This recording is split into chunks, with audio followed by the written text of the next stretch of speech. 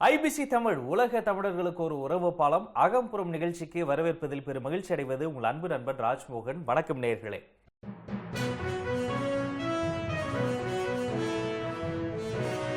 தொழிலதிபர்களாக இருந்தாலும் சரி, சாதாரண மக்களாக இருந்தாலும் சரி, ஒரு மாற்றத்தை நிச்சயமாக விரும்புகின்றார்கள். முரண்பாடுகளினுடைய மொத்த வடிவமாக திரு வைகோவும் திரு விஜயகாந்தும் சேர்ந்து அமைத்திருக்கக்கூடிய அந்த கூட்டணி அமைந்திருக்கின்றது. நாங்கள் ஒரு பக்கம் சிறுபான்மை மக்களுடைய உரிமைகளுக்காக வேண்டி போராடக்கூடிய அதே நேரத்தில் சமூக நீதியை நிலைநாட்டுவதிலும் எங்களுக்கு அக்கறை உண்டு.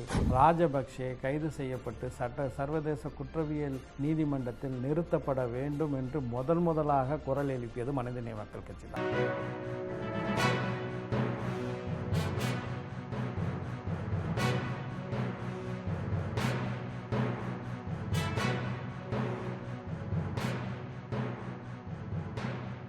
இன்றைய அகம்புறம் நிகழ்ச்சிக்கு ஒரு முக்கியமான சிறப்பு விருந்தினர் வந்திருக்கிறார்.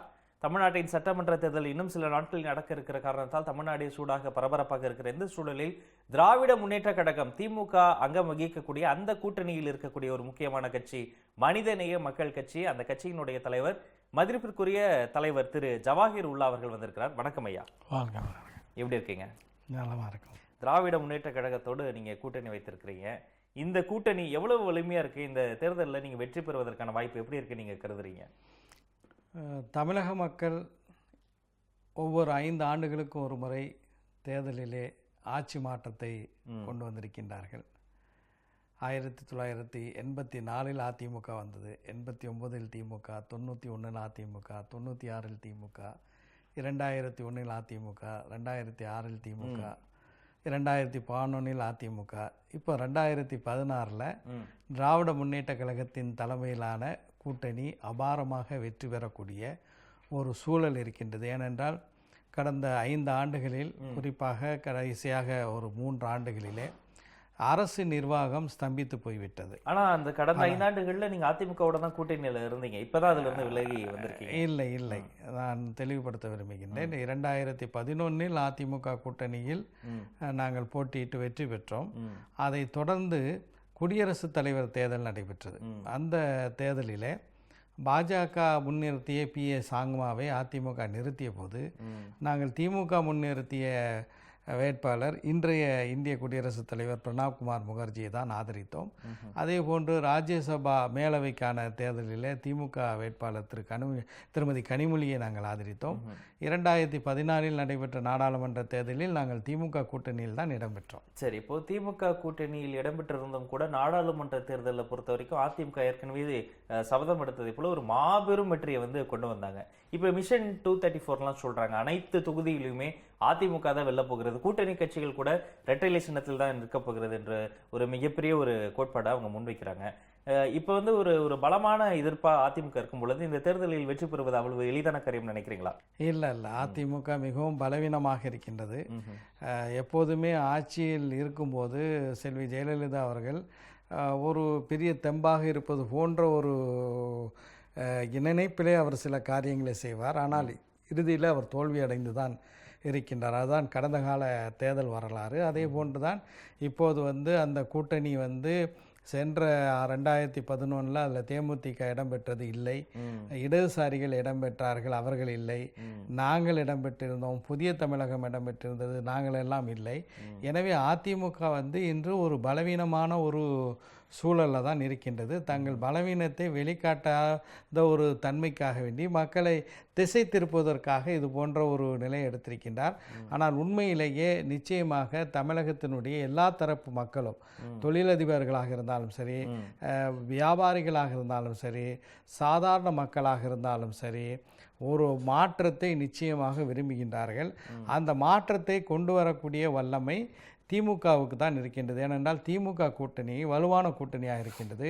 காங்கிரஸ் இடம்பெற்றிருக்கின்றது, மனிதநேய மக்கள் கட்சி இடம்பெற்றிருக்கின்றது, இந்தியன் யூனியன் முஸ்லீம் லீக் இருக்கின்றது, அதே போன்று புதிய தமிழகம் சேர்ந்திருக்கின்றது, இன்னும் பல கட்சிகள் அந்த எங்களுடைய கூட்டணியில் இருக்கின்றார்கள். தேமுதிக சேரலையே, அவங்க அவ்வளவு தூரம் வற்புறுத்தி கூப்பிட்டும் கூட அவங்க மக்கள் நல கூட்டணி அமைச்சிருக்கிறாங்க. 2011 உங்களோட இணக்கமாக அணுக்கமாக இருந்த கம்யூனிஸ்ட் கட்சிகள், இந்திய கம்யூனிஸ்ட் கட்சி, இந்திய மார்க்சிஸ்ட் கம்யூனிஸ்ட் கட்சி எல்லாருமே இப்போ வந்து மக்கள் நல கூட்டணி பக்கம் இருக்கிறாங்க. வைகோ ஒரு பக்கம் வீரியமாக செயல்பட்டு கொண்டு இருக்கிறார். மக்கள் நல கூட்டணி என்பது திமுகவினுடைய வாக்குகளை பிரித்து விடாதா? நிச்சயமாக மக்கள் நல கூட்டணியினால் திராவிட முன்னேற்ற கழகத்தினுடைய கூட்டணிக்கு எந்த விதமான பாதிப்பும் ஏற்படுத்தாது. ஏனென்றால் முரண்பாடுகளினுடைய மொத்த வடிவமாக திரு வைகோவும் திரு விஜயகாந்தும் சேர்ந்து அமைத்திருக்கக்கூடிய அந்த கூட்டணி அமைந்திருக்கின்றது. வைகோ அவர்கள் ஒரு விரக்தியில், ஒரு தோல்வி பயம் அவரை தொற்றி கொண்டு விட்டது. அதன் காரணமாக தான் என்ன கருத்தை சொல்கின்றோம் என்பதை புரியாமல் தடுமாறிய நிலையில், மனம் தடுமாறிய நிலையில் அவர் கருத்துக்களை சொல்லி வருகிறார். இவர்களுக்கு மத்தியில் இப்போ அந்த கூட்டணியினுடைய ஒருங்கிணைப்பாளர் வைகோ அவர்கள் சொன்ன கருத்துக்கு எங்களுக்கு உடன்பாடு இல்லை என்று விடுதலை சிறுத்தைகளும் சரி, இடதுசாரி கட்சிகளும் சொல்லக்கூடிய ஒரு நிலையை பார்க்கின்றோம். எனவே இந்த மக்கள் நல கூட்டணி நாளுக்கு நாள் அவர்கள் செயல்படக்கூடிய விதம், இவர்கள் நிச்சயமாக அவர்கள் சொல்லக்கூடிய ஒரு மாற்று அணி இல்லை என்பதை மக்கள் தெளிவாக புரிந்திருக்கின்றார்கள். இந்த தேர்தல் களத்திலும் அவர்கள் இருந்தார்கள் என்பதை தவிர திராவிட முன்னேற்ற கழகத்தினுடைய கூட்டணியினுடைய வெற்றியை எந்த வகையிலும் மக்கள் நல கூட்டணியால் பாதிக்க முடியாது. மிக உறுதியான ஒரு நம்பிக்கையோடு இருக்கீங்க, மகிழ்ச்சி. மக்கள் நல கூட்டணி ஆகட்டும், அதிமுக, திமுக எந்த ஒரு கட்சியாக இருந்தாலும் தமிழ்நாட்டை பொறுத்தவரை, தமிழ்நாடுன்னு இல்லை இந்திய அரசியலை பொறுத்தவரை தனிநபர் துதி என்பது கொஞ்சம் அளவுக்கு அதிகமாகவே இருக்கிறது. ஒரு தலைவரை வானாளாவ புகழ்வது, அவர்களுக்காக சாஷ்டாங்கமாக கீழே விழுந்து வணங்குவது என்பதெல்லாம் இருக்கு. தமிழ்நாட்டை பொறுத்தவரை எந்த கட்சிகள் இந்த தனிநபர் துதிப்பாடு அதிகமாக இருக்கிறதாக நீங்க கருதுறீங்க? நிச்சயமாக அனைத்து இந்திய அண்ணா திராவிட முன்னேற்ற கழகத்தில் அவங்களோட கூட்டணி இல்லைங்கிறதெல்லாம் இல்லை, அப்படி கூட்டணி இல்லைங்கிற அடிப்படையில் அல்லது இவர்களுடன் கூட்டணி அவர்களுடன் கூட்டணிங்கிற அடிப்படையில் நான் சொல்ல வரல. நீங்களே குறிப்பிட்டது போன்று இந்தியாவில் பிற மாநிலங்களுடன் ஒப்பிடும்போது ஒரு அரசியல் கட்சிக்கு மிதம் மிஞ்சிய, அது எந்த கட்சியாக இருந்தாலும் சரி, புகழரை கொடுப்பதும், அதாவது மிக ஒரு பெரிய பிம்பமாக அந்த தலைவர்களை சித்தரிப்பதும் தமிழ்நாட்டில் தான் இருக்கின்றது. அந்த அளவுகோலில் நீங்கள் பார்க்கும்போது அது அதிமுக அதில் முதல் இடம் இருக்கு. தங்கள் தலைமை மீது தொண்டர்கள் அன்பின் வெளிப்பாடாக நம்ம ஏன் எடுத்துக்கூடாது? நிச்சயமாக தலைவர்கள் மீது தொண்டர்களுக்கு நிச்சயமாக அன்பு உண்டு, அதில் மாற்று கருத்து இருக்க முடியாது. ஆனால் எல்லாவற்றுக்கும் ஒரு வரம்பு இருக்கின்றது. வரம்பு மீறும்போது சில தலைவர்கள் கண்டிக்கவும் செய்கின்றார்கள். ஆனால் கண்டிக்காத தலைவர்களையும் நாம் பார்க்கின்றோம். நீங்கள் இவ்வளோ தூரம் வெளிப்படையாக சொல்லும் பொழுது, திராவிட முன்னேற்ற கழகத்தினுடைய நட்சத்திர பேச்சாளரான தீப்புரி ஆறுமுகம் அவர்கள் சேலத்தில் நடைபெற்ற ஒரு கூட்டத்தில் கலைஞர் கருணாநிதி அவர்கள் இறை தூதர் அப்படின்னே ஒரு டிக்ளேர் பண்ணியிருக்கிறாரு. ஒரு இஸ்லாமியராக நீங்கள் இதை எப்படி பார்க்குறீங்க? நீங்கள் கலைஞர் இறை தூதரை ஏற்றுக்கிறீங்களா? அதாவது முதலில் ஒரு திருத்தம், அந்த கருத்தை பேசியவர் தீப்பொறி ஆறுமுகம் அல்ல, நாகை நாகராஜன் என்பவர் தான் அது போன்று பேசினார். ஒருபோதும் எந்த ஒரு முஸ்லீமும் அந்த கருத்தை ஏற்றுக்கொள்ள முடியாது. நிச்சயமாக அது வன்மையாக கண்டிக்கத்தக்க ஒரு கருத்து. ஏனென்றால் இறை தூதர்களுடைய வரிசையில் கடைசியாக வந்தவர்கள் நபிகள் நாயகம் முகமது ஸல்லல்லாஹு அலைஹி வஸல்லம். அவர்களுக்கு பிறகு இறை தூதரே கிடையாது என்பதுதான் இஸ்லாத்தின் நம்பிக்கை. எந்த ஒரு தனி மனிதரையும், அவர் எவ்வளவு வல்லமை படைத்த அரசியல்வாதியாக இருந்தாலும் சரி, அவரை இறை தூதர் என்று சொல்வதை எந்த ஒரு முஸ்லீமும் ஏற்றுக்கொள்ள மாட்டான். இதன் காரணமாகத்தான் நாங்கள் இந்த கருத்தை திராவிட முன்னேற்ற கழகத்தினுடைய தலைவர் கலைஞர் அவர்களுடைய கவனத்திற்கு எடுத்து சென்றோம். கவனத்திற்கு எடுத்து சென்றோம். அப்படி எடுத்து சென்றதின் காரணமாக காக்க என்ற பெயரிலே கலைஞர் அவர்களே முரசொலி இதழில் கழக பேச்சாளர்களுக்கு எச்சரிக்கை என்று சொல்லி இது போன்று ஒப்பிட்டு பேசுவதெல்லாம் சரியான செயல்பாடு இல்லை என்று வன்மையாக கண்டித்திருக்கின்றார். அந்த குறிப்பிட்ட பேச்சாளரும் கூட ஒரு அறிக்கையிலே தன்னுடைய கருத்துக்காக வருத்தம் தெரிவித்திருக்கிறார். அது நடந்திருக்கு. ஆனால் இப்பொழுது பொதுவாகவே திமுகவில் இருக்கக்கூடிய வெற்றி கொண்டான் அல்லது தீப்புரி ஆறுமுகம் இதை போன்ற பேச்சாளர்களும் ரொம்ப அதிகமாகவே தங்களுடைய தலைமையை புகழ்வதை பல மேடைகளில் பார்த்துருக்கோம். சேலத்தில் நடைபெற்றது ஒரு இஸ்லாமிய சமூகத்தை தாக்குதலாக அது ஒரு பிம்பம் ஏற்பட்ட காரணத்தால் வெளி உலகத்துக்கு தெரியுது. பொதுவாகவே திராவிட முன்னேற்ற கழகத்தினுடைய பேச்சாளர்களும் அதிகமாக தங்க தலைமையை புகழ்வதற்காக மற்றவர்களை கேவலமாக பேசுவது, சாடுவது, வைகோவை ஏசுவது, அதிமுகவை அபாசமாக பேசுவது, இதே போன்ற போக்கு இருக்கே, இதை நீங்க எப்படி பாக்குறீங்க? அதாவது திராவிட முன்னேற்ற கழகத்தை மட்டும் ஏன் நீங்கள் குறிவைத்து இதை கேட்கின்றீர்கள் என்பது எனக்கு புரியவில்லை. பொதுவாகவே அதாவது வைகோ போன்ற தலைவர்களே அது போன்ற ஒரு கேடுகெட்ட மோசமான ஒரு விமர்சனத்தில் ஈடுபடும் போது மற்றவர்களை பற்றி ஏன் பேச வேண்டும்? இவர் வந்து ஏறத்தாழ 20 ஆண்டுகளுக்கு மேலே நாடாளுமன்ற உறுப்பினராக இருந்தவர், படித்தவர், வழக்கறிஞர், எல்லாமே அறிந்தவர். அவரே வந்து தன் மனநிலை புரியாத வகையில் பேசும்போது இதை மட்டும் நீங்கள் குறிவைத்து கேட்பது நியாயமில்லை. எங்களை பொறுத்தவரை, எங்கள் கட்சியை பொறுத்த வரைக்கும் நான் சொல்ல முடியும், எங்களுடைய கட்சியை பொறுத்தவரை இந்த தனிநபர் துடிப்பாளருக்கு இடம் கிடையாது. இன்னும் சொல்லப்போனால் இந்த கட் அவுட் கலாச்சாரம் எல்லாம் இல்லாத ஒரு கட்சி. கொள்கையை முன்னிறுத்தி மக்களுக்கு சேவை செய்ய வேண்டும் என்ற அடிப்படையில் நாங்கள் இயங்கிக் கொண்டிருக்கிறோம். தொடர்ந்து பேசுவோம் ஐயா. வேகமான கேள்விகளுக்கு வெளிப்படையாக பதில் அளித்துக் கொண்டிருக்கிறார் திரு ஜவாஹிர் உல்லா. தொடர்ந்து பேசுவோம். அதற்கு முன்னால் ஐபிசி தமிழ் அகம்புறம் நிகழ்ச்சியில் தற்போது ஒரு விளம்பர இடைவேளை. ஐபிசி தமிழ் அகம்புறம் நிகழ்ச்சிக்கு மீண்டும் வரவேற்கிறோம். நம்மிடையே திரு ஜவாஹிர் உல்லா அவர்கள் இணைந்திருக்கிறார். ஐயா, நம்ம பேசிக்கிட்டு இருக்கும் பொழுது தமிழ்நாட்டை பொறுத்தவரை இஸ்லாமியர்கள் வந்து ஒரு சிறுபான்மை மக்களா இருக்காங்க. அவர்களுக்கு பல்வேறு வகையான ஒடுக்குமுறைகள், பல்வேறு வகையான சிக்கல்கள், பல்வேறு வகையான பிரச்சனைகள் இருக்கு. ஒவ்வொரு இஸ்லாமிய பிரச்சனைக்கும் அல்லது ஒவ்வொரு இஸ்லாமிய ஒரு பிராந்தியத்தில் இருக்கக்கூடிய இஸ்லாமியர்களுக்கும் அவர்களை பிரதிநிதியாக இருக்கக்கூடிய ஒரு இஸ்லாமிய அமைப்புகளும் பல்வேறு அமைப்புகள் இருக்கின்றன. இப்போது இருக்கக்கூடிய தற்போதைய நிலையில் இத்தனை அமைப்புகள் வந்த பிறகும் இன்றைய இஸ்லாமியர்களினுடைய நிலை தமிழகத்தில் எப்படி இருக்கு நீங்க நினைக்கிறீங்க? நல்ல கேள்வி. தமிழகத்தை பொறுத்த வரைக்கும் வந்து என்னென்னா, முதலாவதாக இங்கே தமிழ் மண்ணிலே வந்து மதத்தால் வேறுபட்டு இருந்தாலும் கூட ஒரு நல்ல சமூக நல்லிணக்கத்துடன் தமிழ் சமுதாயத்தில் முஸ்லீம்களாக இருந்தாலும் சரி, இந்துக்களாக இருந்தாலும் சரி, கிறிஸ்தவர்களாக இருந்தாலும் சரி, அல்லது எங்களுக்கு கடவுள் நம்பிக்கையே இல்லை என்று சொல்லக்கூடியவர்களாக இருந்தாலும் சரி, அந்யோன்யமாக உறவு முறை பேசி வாழ்ந்து வரக்கூடிய ஒரு பூமி. அதே நேரத்தில் வந்து இந்த நல்லுறவை வந்து கெடுக்க வேண்டும். இந்த சமூகங்களுக்கு மத்தியில் இருக்கக்கூடிய இந்த இணக்கத்திலே பிளவை ஏற்படுத்த வேண்டும் என்று சில சக்திகள் நீண்ட காலமாகவே திட்டமிட்டு செயல்பட்டு வருகிறார்கள். ஆனாலும் கூட அரசியல் களத்தில் இந்த தேர்தலிலும் கூட அத்தகைய மனப்பான்மையுடையவர்கள் தனிமைப்பட்ட ஒரு நிலையில் இருக்கின்றார்கள் என்பது உண்மை.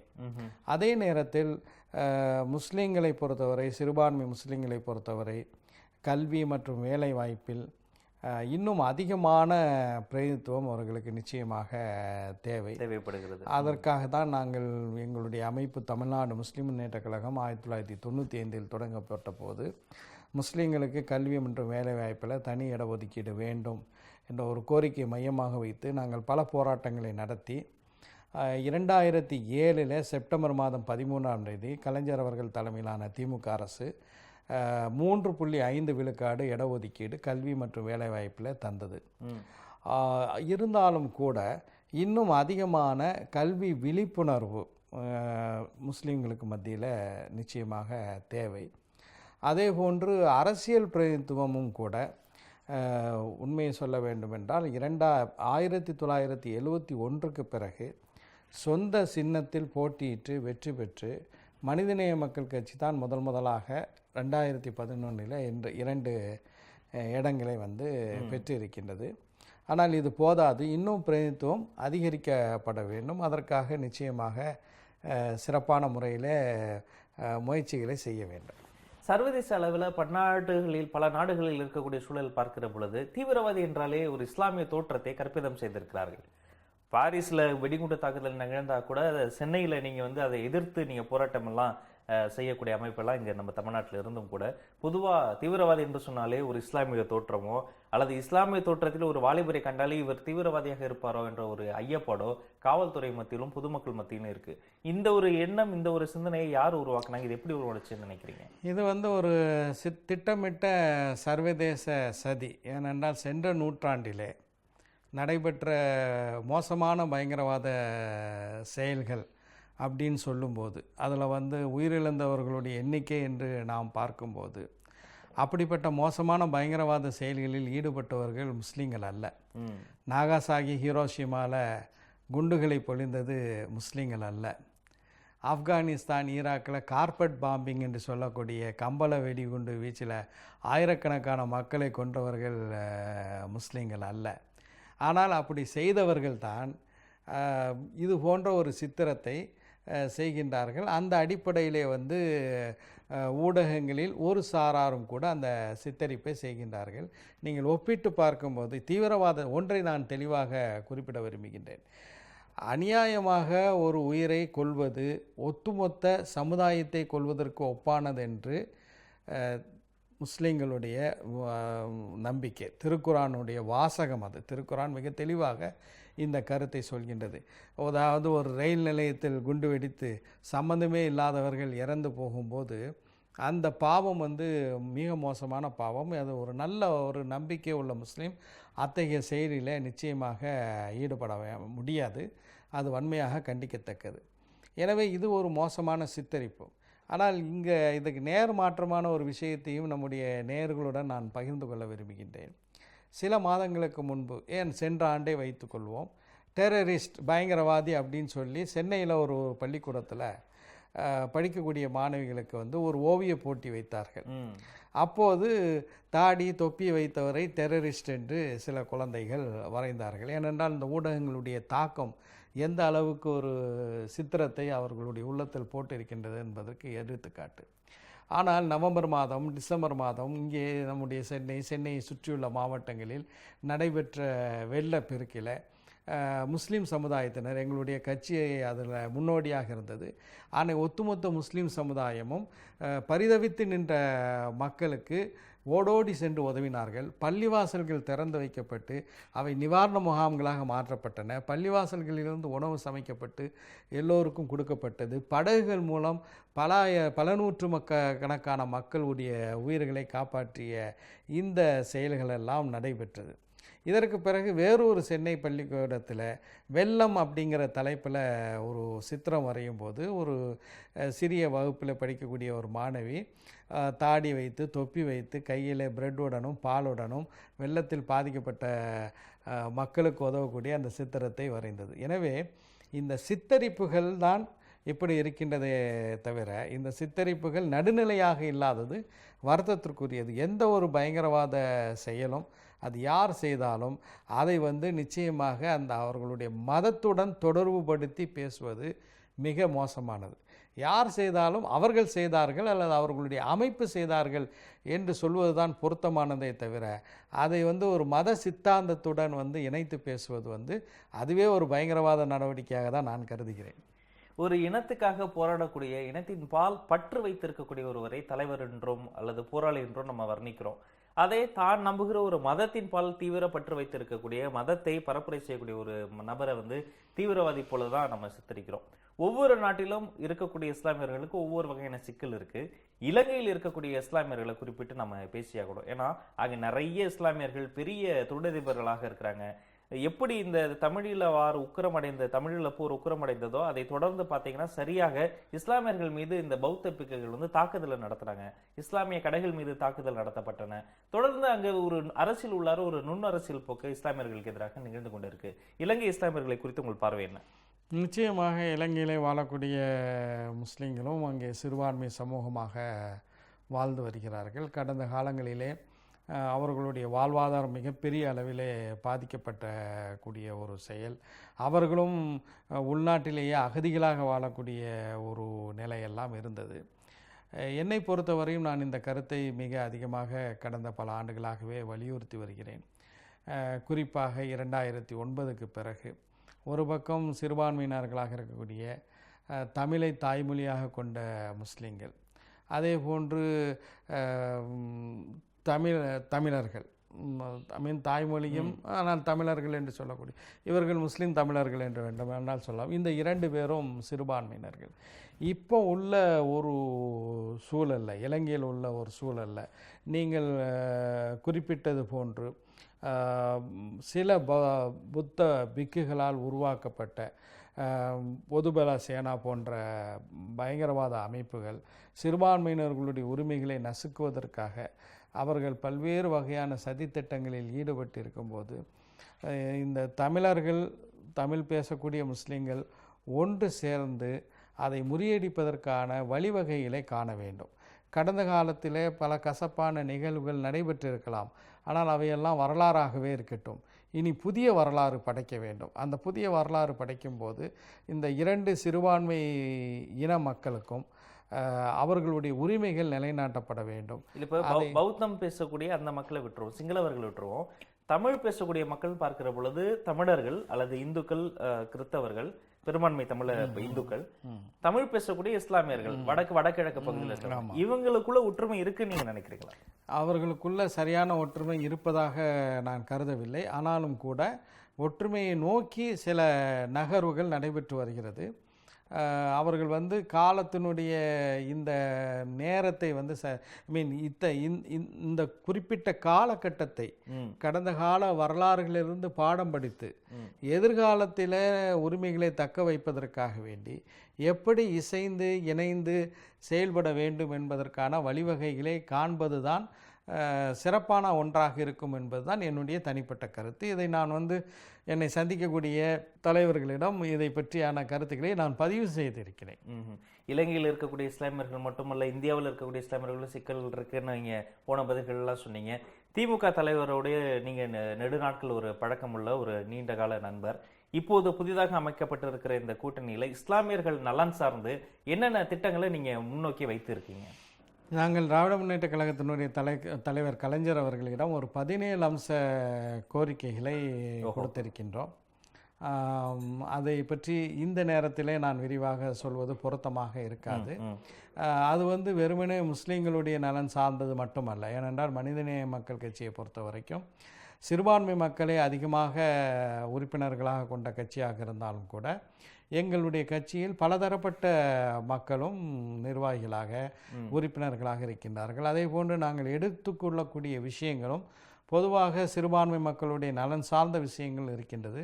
பொதுவாக தமிழர்களுடைய நலன் சார்ந்த பல்வேறு விஷயங்களில் வேறு எந்த அரசியல் கட்சியும் எடுக்காத விஷயங்களை கூட நாங்கள் முன்னிலைப்படுத்தி எடுத்திருக்கின்றோம். அந்த அடிப்படையில் தமிழக மக்களுடைய வாழ்வு சிறப்பதற்காக ஒரு 17 அம்ச கோரிக்கைகளை கலைஞர் அவர்களிடம் எடுத்து வைத்திருக்கின்றோம்.